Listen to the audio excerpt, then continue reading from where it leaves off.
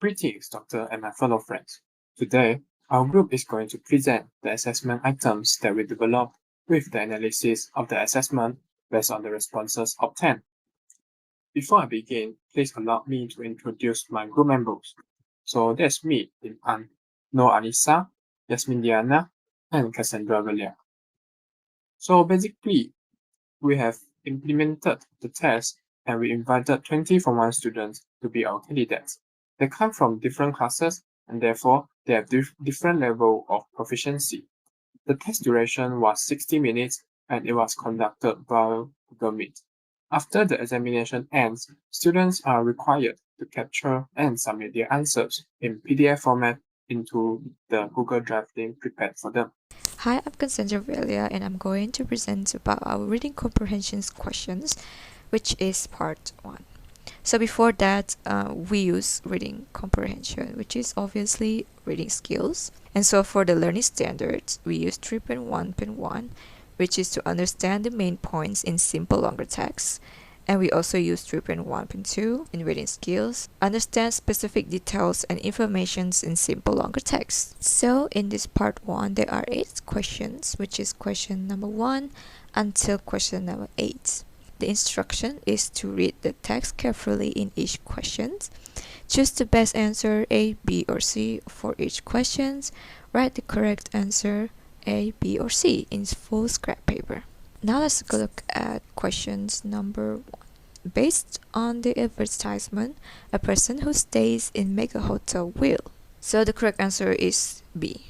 Get a free newspaper every day. There are 13 students get it right, and there are 7 students get it wrong. So for A, the students might have confused by the meaning of complimentary. And for C, students might not read questions carefully or might not know what is the meaning of free parking.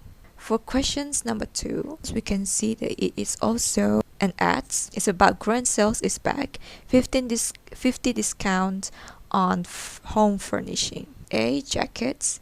B, knives. C, carpets. There are 14 students that get it correct, which is the answer is C. These 6 students, which answer A or B, might not know what is the meaning of home furnishing. So in this questions number 3, it is a letter written by Teresa to Richard.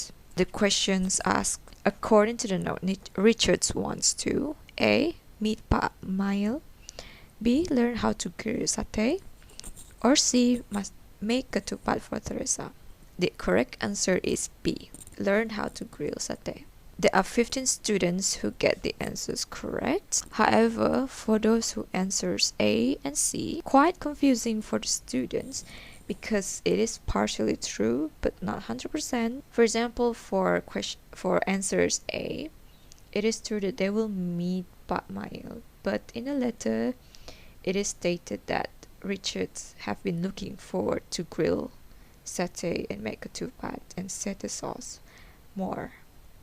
For answer C, make ketupat for Teresa, it is not stated who Richard wants to make the ketupat is for.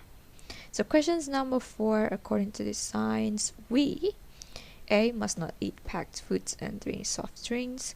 B, are allowed to eat and drink anything we like. And C, are allowed to take food into this place.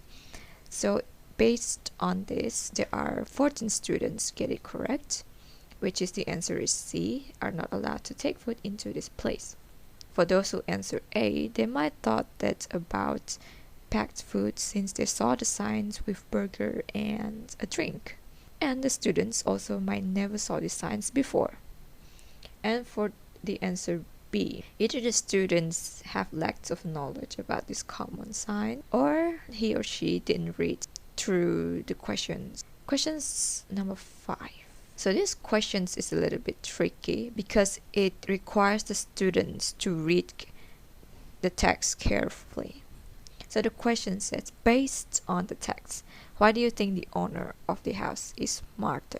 So unfortunately, there are 12 students got it wrong and 8 students got it correct, and the answer is B. He gets things done with a few clicks away. So if we look at this text on the last line, it says The owner of the house is even smarter, for he does nothing but clicks and pushes buttons to get what he wants. So this is relating to the questions based on the text. So it's supposedly the answer is B, because that's when the writer mentions about the owner is even smarter, for he does nothing but clicks and pushes buttons. So this is the biggest clue, and the clue on the questions is based on the text. Okay, number 6. Based on the flyer, this camping trip, A, aims to help families bond with nature and each other. B, is only open to children who like nature. And C, will cost 400 ringgit for a family of 4 who books on 24 August. So the correct answer is A. 18 students got it correct and 2 students got it wrong.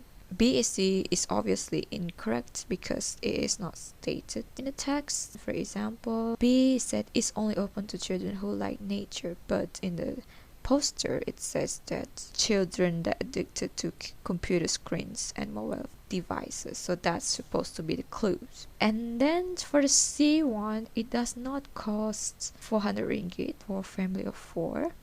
Okay, first question 7. Barista probably work in A, farms, B, hair salons, and C, restaurants. And of course the answer is C, and there's 19 students got it correct. However, there's only 1 student got it incorrect. These students might not know what barista means, or he does not read the questions very well. Okay, for the last questions of this part 1, which is the sign tells us to ring the bell to A, enter the room, B, ask for help, and C, hear the sounds. So the correct answer is B, ask for help. There are 17 students got it correct and 3 students got it wrong. It is quite a tricky question for those who never saw the sign before, and this might cause them confused with A and C, because this requires general knowledge, whether they have seen these signs before or not. Okay, so that is all from my parts. Thank you. Greetings IBIT to Dr. Charanjit and my fellow classmates. My name is Annisa binti Mohmad Ramli. Okay, moving on to the part 2 of the assessment. The questions focus mainly on grammar. In this part, students are given a text which contains errors, and they need to provide the correct answer for the underlined error and jot down the answer in full-scape paper. So as you can see, this is the text used for the assessment. There are 8 questions altogether.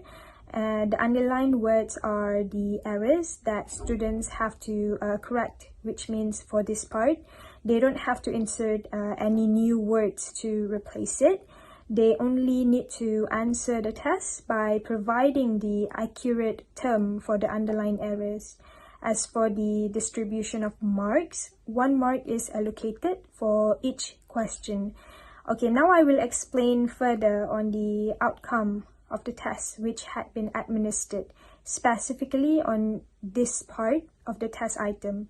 So based on the responses received from the students, only a few out of 20 students managed to answer all the 8 questions correctly. Okay, now I will go through the responses that we have received from the students. Majority of the students answered question number 9 and 12 correctly. However, for question number 11, 13, 14, 15, and 16, majority of the students did not get the answers correct. Okay, let's take a look at question number 11. Okay, so for this question, we received quite a number of inaccurate answers. Based on the answer scheme, the correct answer is supposed to be dirty. However, some of the received answers include the words dirted and dirt, which are clearly wrong. So that is why the answers are rejected. For this question, still question number 11, some of the students even gave answers that don't have any correlation with the underlying error, such as ruined and messed up, because they are supposed to correct the error, not replace it using other words. So because of this, we cannot assign marks to them. Moving on to the question number 13. Okay, this is another question which the received answers are varied, especially for the first error in the question. Instead of correcting the underlined error, a few of the students had actually replaced the word unfortunate with conjunctive adverbs like however, beside, and thus. Same goes with the second error in the same question, whereby students only need to correct the error by changing the singular form of the word building to plural form. So due to this, their answers are rejected, since based on the answer scheme, there is only one fixed answer to that question. So as for question number 15, the correct answer is these, These. So there were a few students who answered those. So for students that answered the latter, which is those, is given consideration and still received marks. As for the last question of this part, only 3 out of 20 students had managed to answer it correctly. So majority of them committed spelling error, whereby they left one of the letters in the word committed. So these students only spelled the word committed with only one letter T. So from the answer scheme, due to the spelling error, we cannot give them marks for that. Moving on to part 3, where students are required to read the text and choose no more than 5 words or a number for the completion and clause question. So here's the text, which is short and simple. Alright, let me show you here. Yeah. For this part, students should identify the specific details and information in simple longer text and guess the meanings of unfamiliar words from clues provided by other known words and by context. For the first clause question, most of the students managed to give the correct answers. However, there are a few students who did not read the instructions and ended up giving an extremely long answer, like this one over here, the middle one. Indisputably, it is wrong. For some students who only write down the year, we decided to give it 1 mark. This is because the main objective of this part is to require students to demonstrate their understandings on specific details in simple longer text. And we think it's reasonable to give consideration for certain grammatical mistakes. Another example here shows a student who did not use past tense, which does not affect the overall meaning of the statement. So 1 mark is given to him. Next, the correct answer should be thousands of rats died. One of the students actually wrote thousands of rats, and we think it is acceptable as the word killed is there in the question. Apparently, some of the students did not read the instructions given and came with their own answers. No marks will be given for this type of answer. Another student wrote the rats, which we could only give 1 mark because it is not specific enough. And for this student who did a grammatical error, we have to deduct 1 mark from him. For this question, the correct answer should be in Algeria. Many got it correct, but some students may thought they need to answer in complete sentence. This explains why this particular student wrote city of Oran in Algeria. She is missing the word is. Another student just wrote down Algeria, which we decided to give her 1 mark only. For question 20, the correct answer is a fear among the people. It is exactly written in the text, so a lot of them get it correct. Though one particular student gave the answer of bubonic plague, which is semantically true, but not according to the text. Next, the correct answer should be and burn them, but students wrote and burning them, which is grammatically wrong because past tense should be used over here. Hence, we can only give 1 mark for those students as they still manage to identify the specific details from the text. Lastly, they need to select 1 word from the text, which to match with the definition. For question 22, the correct answer is fear, which defines to be afraid and worried. Some answers we received are plague, dismissed, and fever, which are some vocab they are unfamiliar with, while some students did not follow the instruction at all and come up with their own words, which are not found in the text, like fearful, worry, scared, anxious. So we did not give them marks for it. The correct word for an outbreak is epidemic, and some students gave us the answer disease, plague, and strep throat. They also create their own words without referring to the text. part 4 of the test paper, we decided to assess the students with their writing skills by essay writing. So the instruction of the paper as shown, we advise the students to answer part 4 within 30 minutes, much longer than part 1 till 3 combined, because we feel that the students need more time when it comes to writing. So the students are required to write a 120 words essay based on the picture that we provided. We also included some questions so that it would serve as somewhat of a guideline for the students to write. Also, we included the instruction. The picture below shows an incident you witnessed while you were on a holiday. So the student may make use of the information that we provided to write the essay. We choose 2 learning standards in order to come up with this task, which is writing 4.1.3, narrate factual and imagined events or experiences, and writing 4.2.1, use capitals, full stops, commas in lists, question marks, and speech marks appropriately at the discourse level.